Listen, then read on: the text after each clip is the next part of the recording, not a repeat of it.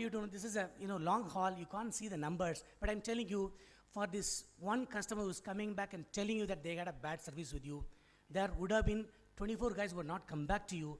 They would have really shared with a whole host of people. Eventually, something like 3,000 people would have really come to know about your bad service. It's very scary, but this is by a study. You can see the reference on the right hand side of the chart. Let me go through that. Okay, that's all. I don't have any other busy chart. Let me come back to the next term called customer delight. See, customer satisfaction is, it's only allowing you an entry into the game. What will really give you business, repeat business, or a profitable business is delighting the customer. So let me try and explain that what is the delighting the customer. It is creating a feeling of wow. When the customer is expecting certain things, if you really exceed the expectation, that's going to leave a feeling of wow with the customer. Sensationalize the service that the customer has received from you. So there's an example in IT industry, whether it's a new equipment purchase or repeat purchase, as long as you are only playing in the area where you are giving value for his money, you will be getting only certain level of business. And what you're seeing in that light blue area is where when you start delivering much more than what you expect, customers' incidence is going to come back. So let me try and quickly recall one key point. Customers are talking through their wallet. So they have the buying power. They are free to go to anybody. They don't have to give any logical explanation why they are not giving business to you. So don't argue with your customer unless you want to win the argument and lose the business. There is a very good story behind that, but I think considering the time, let me move on to my next point. Don't expect customer to treat everyone equal on that. So let me give a very quick example. I worked for, I'm still working for IBM for the last 12 years. I've seen customers who are saying that, look, you IBM, you are saying that you maintain 10 million sites in the world, you are supporting some mission critical and business critical applications, great. I buy all those arguments. Your SLA, service level agreement with me is that if the system is down, within 4 hours you have to come back and fix. Then I ask him, what about the other guy? He will say that, I will give him 8 hours to come back and fix. I said, why is this unfair treatment? I am also a law-abiding citizen. I'm a taxpayer. Why are you treating me? Why are you discriminating me? So customer will say that, look, you are a guy who's coming from a company who claims that you are maintaining 10 million life sites in the world. Bring all those experience and deliver it to me at the same price at which the other guy is going to deliver at least twice the time that you are going to take. The point here is that this is not a university exam. In university exam, you can say that same syllabus to be given, same question paper to be given, same evaluation to be done. But in business, customer with this wallet in his pocket, he will decide the rules of the game.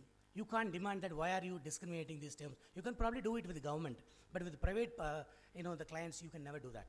That's the point. Yeah, take a quick look back. We've discussed it costs 5 times more to replace a dissatisfied customer. 68% of the customers are leaving the business because of poor service. Satisfied customer will come back, recommend to 5 people, whereas the dissatisfied one will be actively telling 20 people. And we spoke about customers tax through wallet. So all these things we discussed. So let me come to what is complaint. I think I'm running out of time. So let me try and run a little fast. So customer complaint is, if you look at the simple definition of it, it is a statement about the expectation of the customer is not met. Okay, it's a product breakdown or a below par service. That's what the customer says in the surface of it. Why is complaint is important? If a company says that I'm operating in 140 countries, what does that mean? It is not only to just to beat on their chest and say that I'm operating in 140 countries. It means that this product has been delivered and feedback has been taken from so many countries and the product or service has become so robust. That's what it means. So it is a lifeline with a real business. When somebody is building a product and being sold in multiple markets, meaning through customer feedback only the product can be made even robust. Okay. And customer complaint only can give you ideas for improving your product offering. Product or service. When I say products, it's product or service. Okay. Again, it's a little busy chart, so let me try and cover only the very, very key points. First of all, now if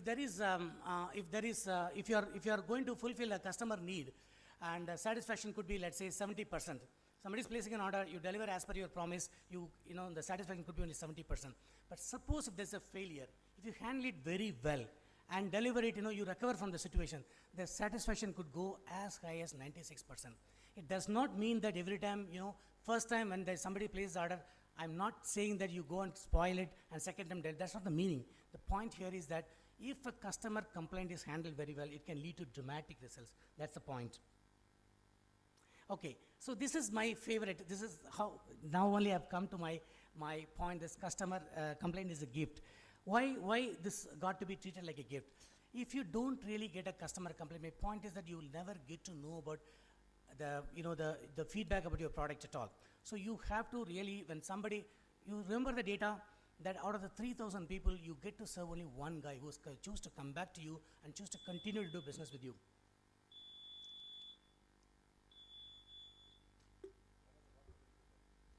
Water drink break. Okay.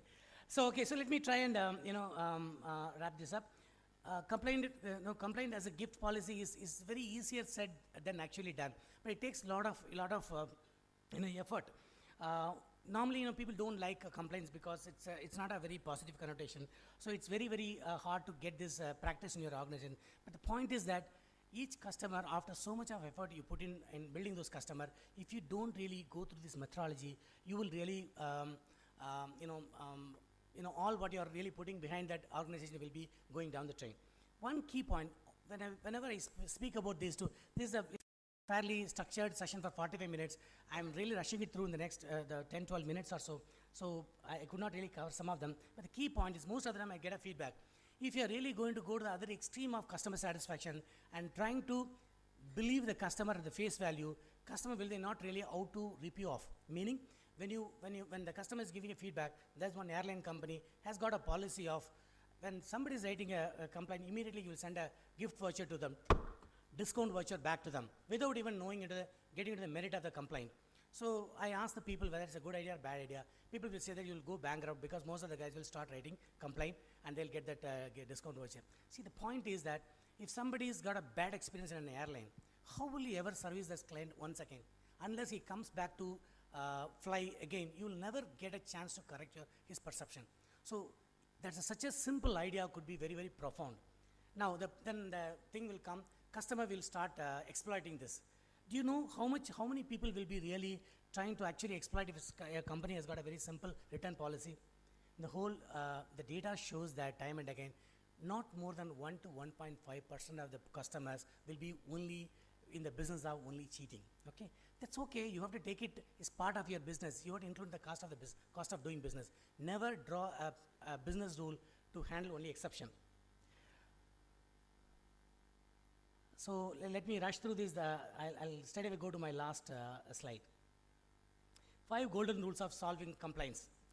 Customer is always right. This I'm sure you would have heard several times. And another thing is when there's a customer complaint is coming, you go with the mindset that you can never win. It's only a degree of losing because customer has already lost a product or service failed for him. When you go to that resolution mode, you have to keep one thing in mind very clearly that you are only going to determine the degree of loss. So go with the mindset and try to create a minor win-win within that. And give the right body language to the customer that when the customer is going to give a serious complaint to you, if you're going to take some 2 phone calls, give instruction to your secretary, this is not going to send the right message to the client. Be it 5 minutes, 10 minutes, or 1 hour, set the agenda very clearly. If you're not ready for that, don't make an attempt to solve the customer's problem. And this is a series of things that I put together. Maybe I'll move my real last chart. So customer retention tips, this with great difficulty, you are winning a customer. This is my, personal tips for retaining some of those, the customers. This is applicable to company of any size. This is really applicable. And spend 30 minutes a day with 2 clients at least. Ask them what they want. Don't give them what do you think that they need.